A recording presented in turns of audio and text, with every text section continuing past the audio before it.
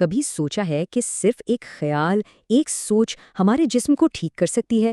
یا پھر اسی خیال میں اتنی طاقت بھی ہو سکتی ہے کہ وہ ہمیں بیمار کر دے؟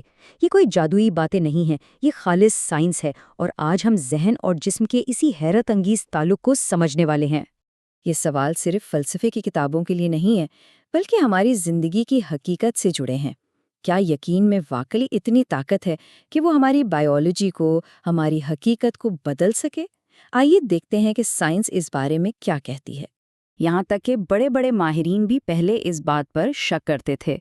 نیورو سائنسدان ڈیوڈ لنڈن جیسے لوگ بھی اسے محض وہم سمجھتے تھے، لیکن ثبوت اتنے پختہ تھے کہ آخرکار انہیں ماننا پڑا کہ یہ کوئی جادو نہیں، یہ خالص حیاتیات ہے، یعنی بائیولوجی۔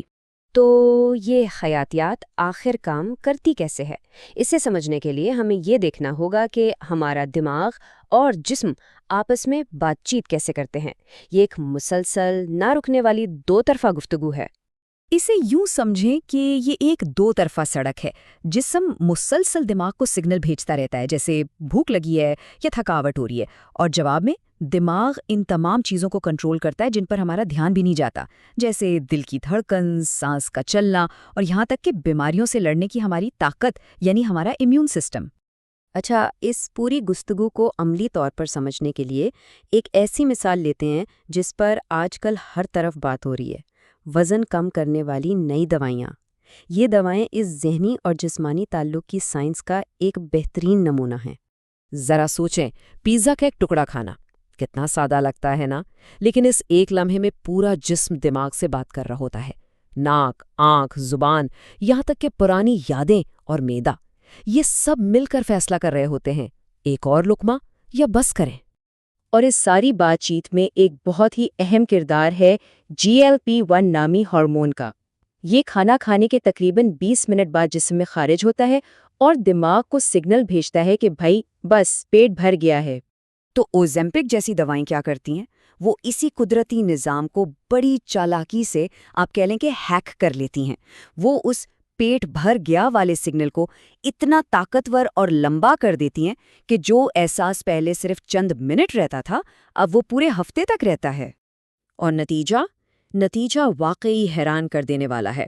ان ادویات کو استعمال کرنے والے افراد میں اوسطاً 17% تک جسمانی وزن میں کمی دیکھی گئی ہے، اور دلچسپ بات یہ ہے کہ ان کے فائدے شاید وزن سے بھی آگے تک جاتے ہیں، جیسے جسم کی اندرونی سوزش کو کم کرنا۔ اب آتے ہیں اس تعلق کی سب سے عجیب، سب سے انتہا کی مثالوں پر، جہاں یقین کی طاقت کے مثبت اور منفی دونوں پہلو بالکل واضح ہو کر سامنے آتے ہیں۔ چلیں اس کی ایک تاریخی مثال سے شروع کرتے ہیں۔ ووڈو موت کا تصور۔ یہ کوئی جادو ٹونا نہیں ہے، بلکہ جب کوئی انسان اس بات پر پختہ یقین کر لیتا ہے کہ اس پر کوئی لعنت پڑ گئی ہے، تو اس کا شدید تناؤ، اس کا خوف، اس کے جسم کو حیاتیاتی طور پر یعنی بائیولوجیکلی بند کر دیتا ہے۔ اور یہ مت سمجھیں کہ یہ کوئی پرانے وقتوں کی بات ہے۔ آج کے دور میں ایک ڈاکٹر کے الفاظ بھی کسی لعنت جیسا حیاتیاتی اثر ڈال سکتے ہیں، جیسا کہ اس شخص کے ساتھ ہوا جس کی موت بیماری سے نہیں بلکہ بیماری کے گہرے یقین سے ہوئی۔ لیکن یقین کی یہی طاقت اچھائی کے لیے بھی کام کر سکتی ہے۔ اسے کہتے ہیں پلیسیبو اثر۔ دلچسپ بات یہ ہے کہ امریکہ میں یہ اثر باقی دنیا کے مقابلے میں زیادہ مضبوط ہے۔ ایک نظریہ یہ ہے کہ شاید اس کی وجہ دواؤں کے وہ اشتہار ہیں جو لوگ ہر وقت دیکھتے ہیں، جس سے ان کا یقین بڑھ جاتا ہے کہ ایک گولی ان کا ہر درد ٹھیک کر سکتی ہے۔ اور یہ بات سمجھنا بہت ضروری ہے کہ پلیسیبو اثر صرف دل کا وہم نہیں ہے، اس کا ایک حقیقی حیاتیاتی طریقہ کار ہے۔ جب ہمیں یقین ہوتا ہے کہ کوئی چیز درد کم کرے گی، تو ہمارا دماغ خود اپنے قدرتی درد کش کیمیکل یعنی انڈورفنز پیدا کرنا شروع کر دیتا ہے۔ اب ہم اس گفتگو کے آخری اور سب سے ذاتی حصے کی طرف آتے ہیں، جہاں ڈیوڈ لنڈن کی اپنی کہانی ان تمام تصورات کو ایک ساتھ جوڑ دے گی۔ لنڈن کو ایک جان لیوا کینسر کی تشخیص ہوئی، اور اس تشخیص نے انہیں مجبور کر دیا کہ وہ اپنے ہی شعبے کی تحقیق کو اپنی بقا کے لیے استعمال کریں۔ ایک سائنسدان ہونے کے ناطے لنڈن کا ماننا ہے کہ ان کی اہلیہ کی محبت انہیں حیاتیاتی سطح پر زندہ رکھنے میں مدد دے رہی ہے، اور سائنس بتاتی ہے کہ یہ ممکن ہے۔ محبت کا احساس تناؤ کے ہارمونز کو کم کر سکتا ہے، ٹیومر کی نشوونما کو سست کر سکتا ہے اور کینسر سے لڑنے والے ہمارے مدافعتی خلیوں کو طاقت دے سکتا ہے۔